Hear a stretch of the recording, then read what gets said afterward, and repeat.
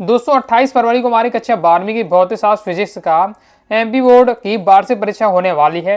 लगातार दोस्तों हम तैयारी करते जा रहे हैं। इस वीडियो में दोस्तों हम कवर करने वाले 2 अंक की वाली अति महत्वपूर्ण प्रश्न उत्तर, ये हमारा पार्ट 2 रहने वाला है। इससे पहले 2 अंक की वाली महत्वपूर्ण प्रश्न का पार्ट 1 आ चुका है, उसमें मैंने आपको क्वेश्चन कवर करा दिए हैं।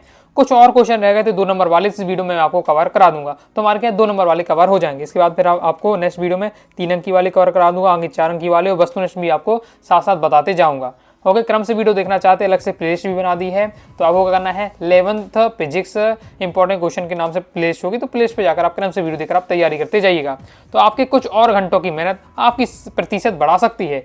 यानी आप अभी जितनी घंटे तैयारी कर रहे हैं, जितनी मेहनत कर रहे हैं, जितने घंटे, उस आपको और अगर घंटे आप मेहनत करते हैं, मान लीजिए आप 6 घंटे पढ़ रहे हैं, दिन में 8 घंटे पढ़ रहे हैं, तो आप 10 घंटे पढ़िए, 12 घंटे पढ़िए। जितना ज़्यादा आप पढ़ेंगे, मेहनत करेंगे, उतना ज़्यादा आपके अच्छा स्कोर कर पाएंगे, अच्छी % बना पाएंगे।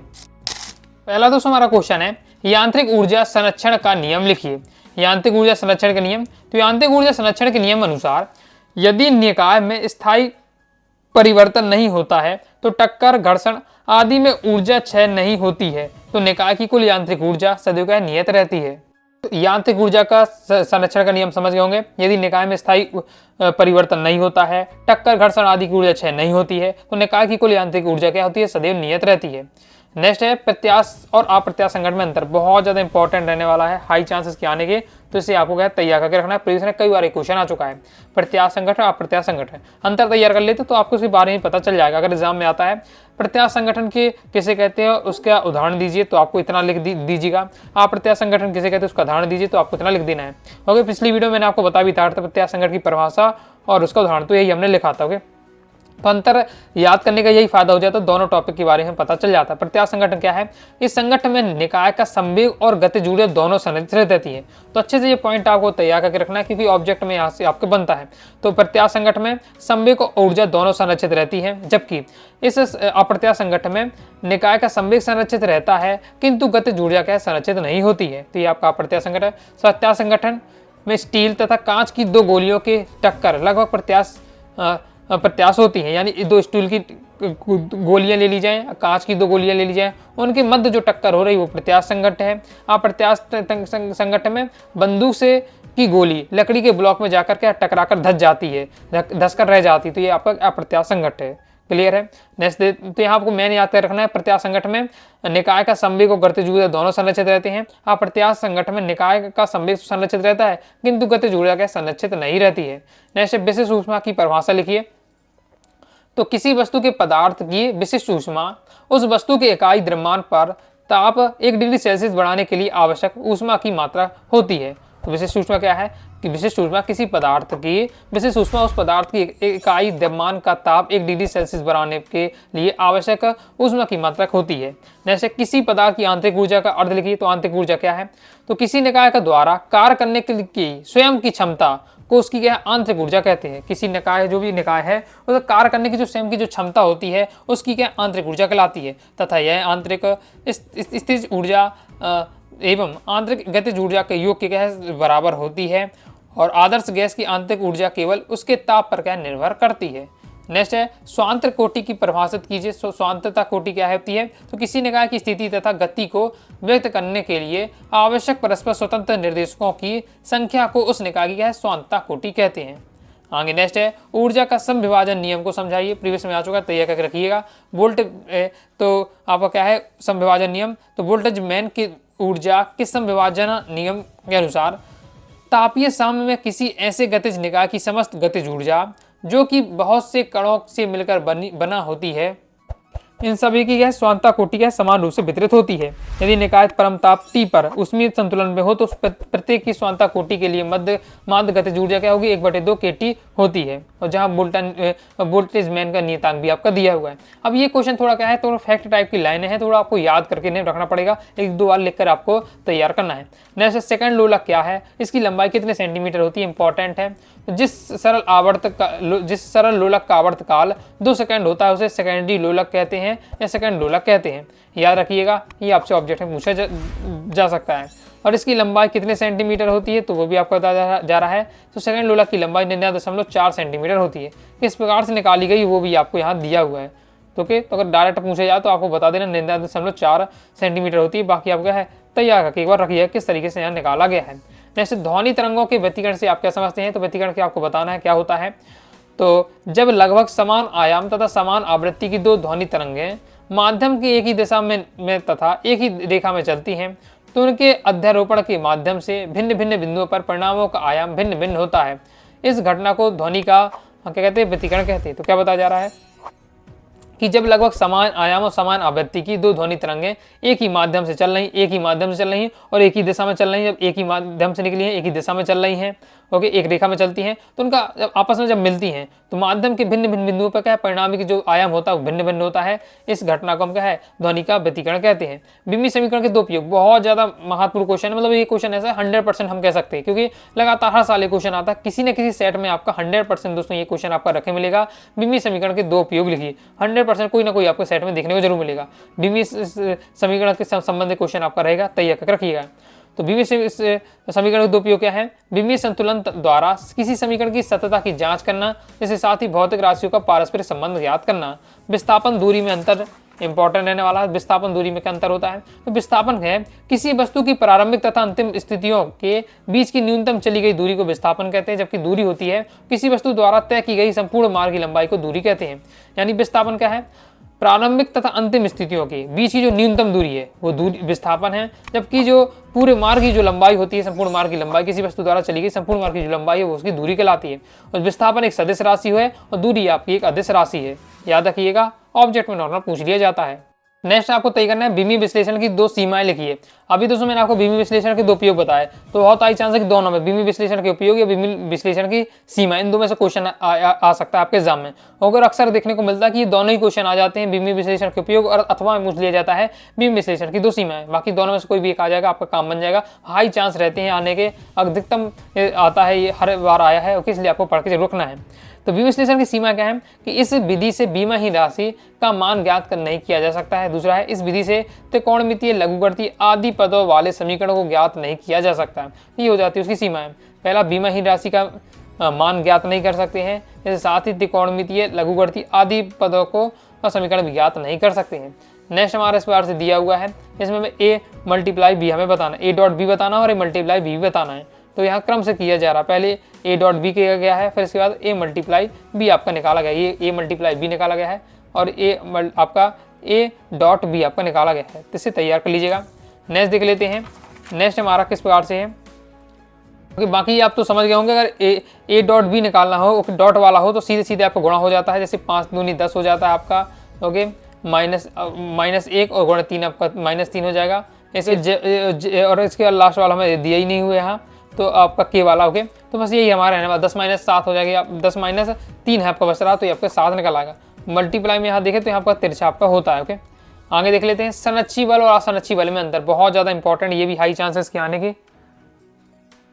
तो संरक्षी असंरक्षी बल समझ लीजिएगा, ओके। जिस प्रकार से दोस्तों अभी हमने प्रत्यास्थ संघटन अप्रत्यास्थ संघटन को देखा है, इसी बार से संरक्षी बल और असंरक्षी बल भी इंपॉर्टेंट रहने वाला है। संरक्षी बल क्या है, संरक्षी बल द्वारा किसी कण को एक बिंदु से दूसरे बिंदु तक ले जाने में किया गया कार्य कण के मार्ग पर निर्भर नहीं करता है, जबकि असंरक्षी बल द्वारा किसी कण को एक बिंदु से दूसरे बिंदु तक ले जाने में किया गया कार्य कण द्वारा अपनाए गए मार्ग पर निर्भर करता है। इसके यहाँ पर कण के मार्ग पर निर्भर नहीं करता है और कण द्वारा अपनाए गए मार्ग पर निर्भर करता है असंरक्षी बल में।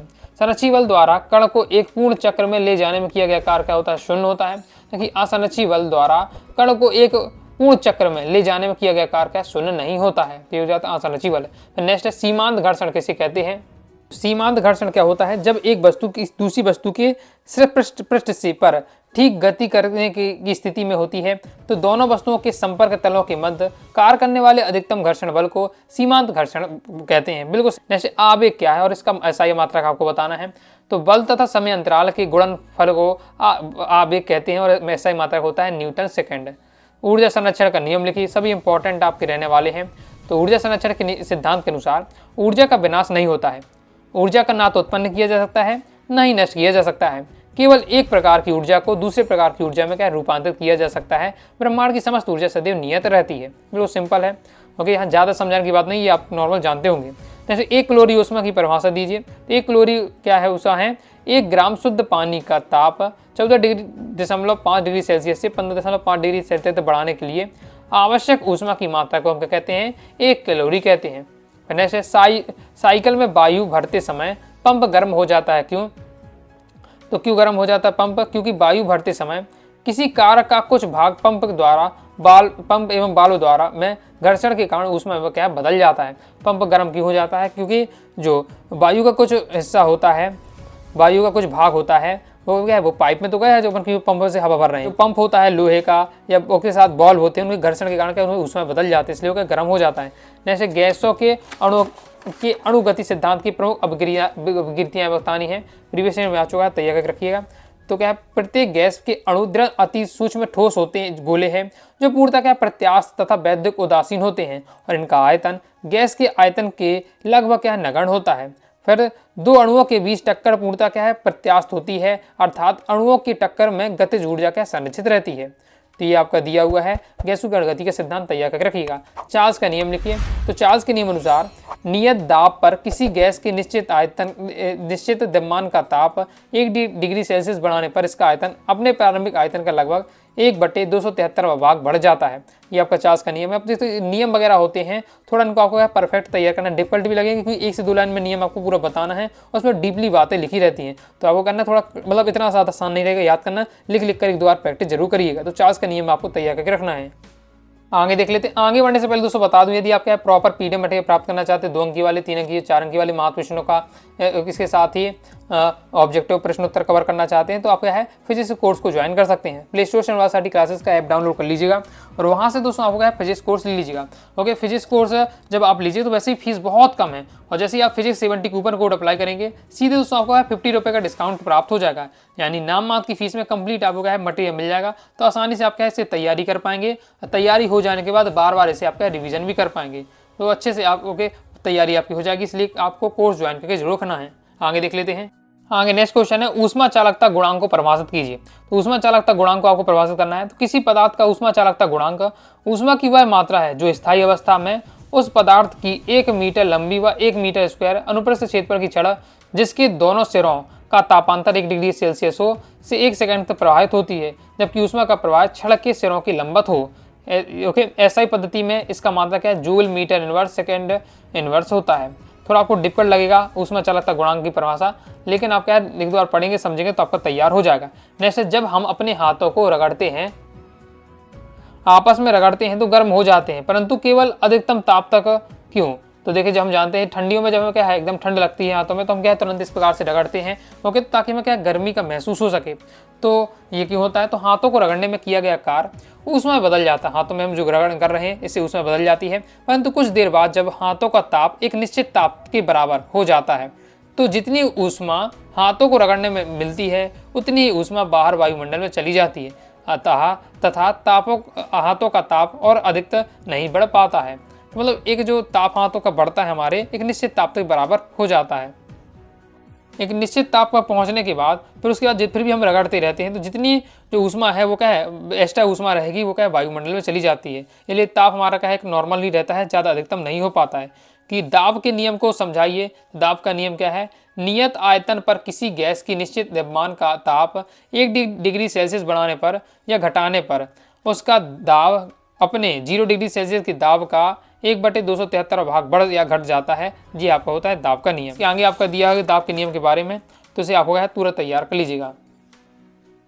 आगे नेक्स्ट क्वेश्चन है, एवोगैड्रो संख्या किसे कहते हैं? इसका मान कितना होता है? तो किसी पदार्थ के एक मूल में उपस्थित कणों की संख्या को एवोगैड्रो संख्या कहते हैं। इसका मान 6.023 × 10⁻23 होता है। प्रीवियस में आ चुका है एवोगैड्रो संख्या का मान, तैयार करके आपको रखना है। फिर काल्पनिक गति से आप क्या तात्पर्य उदाहरण दीजिए। तो यदि कोई वस्तु आवर्ती गति में एक ही मार्ग पर किसी निश्चित बिंदु के इधर उधर गति करती है तो वस्तु की गति, इस गति को कंपित गति कहते हैं। और ये सरल लोलक की गति क्या आपकी कंपित गति होती है। लोलक घड़ी ध्रुवों पर ले जाने पर तेज क्यों हो जाती है? तो लोलक घड़ी को ध्रुवों पर ले जाने पर गुरुत्वीय त्वरण g का मान बढ़ जाता है, जिससे लोलक का आवर्तकाल घट जाता है, अतः लोलक घड़ी क्या तेज हो जाती है। मूल राशियाँ कैसे कहते हैं? तो वे राशियाँ जो एक दूसरे पर निर्भर नहीं रहती हैं मूल राशियाँ कहलाती हैं। मतलब जो किसी पर निर्भर ना हो वो राशियाँ मूल राशियाँ कहलाती है। नेक्स्ट है, यदि एक दौड़ता हुआ घोड़ा अचानक रुक जाता है, घुड़सवार आगे की ओर झुक जाता है या गिर जाता है। तो क्यों, ये मैं आपको पिछली क्वेश्चन में बताया था कि किसके कारण होता है, जड़त्व के कारण होता है।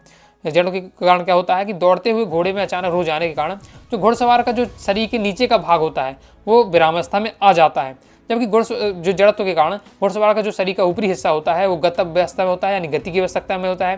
तो जड़त्व का नियम क्या कहता है, यदि कोई वस्तु है तो गति में है तो गतिशील ही रहना चाहेगी, और कोई अगर वस्तु स्थिर है तो वह स्थिर ही रहना चाहती है। ओके, तो जिससे क्या घुड़सवार आगे की ओर गिर जाता है। तो आप जड़त्व के नियम से आपका होता है। नेक्स्ट है प्रत्यास्थता से आप क्या समझते हैं। तो प्रत्यास्थता किसी पदार्थ का वह गुण है जिसके कारण, इंपॉर्टेंट है ये भी आपका, प्रत्यास्थता यानी होता है लास्टिटी। ओके, तो जिसके कारण वह विरूपण बल द्वारा होने वाले परिवर्तन का विरोध करता है, वह बल हटाने जाने पर अपनी पूर्व अवस्था में आ जाता है। जैसे सबसे एग्जाम्पल हो गया आपका रबड़। रबड़ क्या है, रबड़ को हम खींचते हैं। ओके, तो जिससे क्या विरूपण बल लगाने पर परिवर्तन का अपने विरोध करते हैं तथा बल हटाने पर, जैसे आप बल हटाएंगे तो जो रबड़ होती है वो अपने आकार में आ जाती है। जैसे धातु के तार पर लटकाने से उसकी लंबाई बढ़ जाती है, किंतु भार हटा लेने पर उसकी लंबाई क्या पूर्ववत आ जाती है। जैसे ससंजक और असंजक बलों में कुछ समझाना है। तो ससंजक बल क्या है, एक ही पदार्थ के अणुओं के मध्य लगने वाला जो आकर्षण बल होता है उसे ससंजक बल कहते हैं, और विभिन्न पदार्थों के अणुओं के मध्य लगने वाले आकर्षण बल को असंजक बल कहते हैं। कंप्लीट हो जाता है। इस प्रकार दोस्तों मैंने आपको कहा है 2 अंक वाले संपूर्ण क्वेश्चन आपको कवर करा दिए, जितने क्वेश्चन बताएं तैयार कर लीजिएगा। इस प्रकार दोस्तों मैंने आपको 2 अंक वाले अति महान प्रश्न बता दिए हैं। आगे वीडियो में 3 अंक वाले देखेंगे। जितने क्वेश्चन बताया तैयार करके रुकिएगा। बाकी प्लेलिस्ट को फॉलो करते जाइए, सभी वीडियो आपको मिलती जाएंगी। वीडियो पसंद है लाइक करिए, सब्सक्राइब जरूर कर दीजिएगा। टेलीग्राम चैनल व्हाट्सएप चैनल को ज्वाइन कर लीजिएगा, और इसके साथ ही क्या है, कोर्स ज्वाइन करके रखिएगा। कंप्लीट पीडीएफ मटेरियल आपको प्राप्त हो जाएगा। कोर्स लेते समय आपको ऐप से कोर्स लेना है तो फिर 70 कूपन कोड अप्लाई जरूर कर दीजिएगा। इससे 50 रुपये का आपको डिस्काउंट प्राप्त हो जाएगा। कोई दोस्तों डाउट आता है कारणों से आप जरूर पूछिएगा। मिलते हैं नेक्स्ट वीडियो में, तब तक के लिए बाय बाय।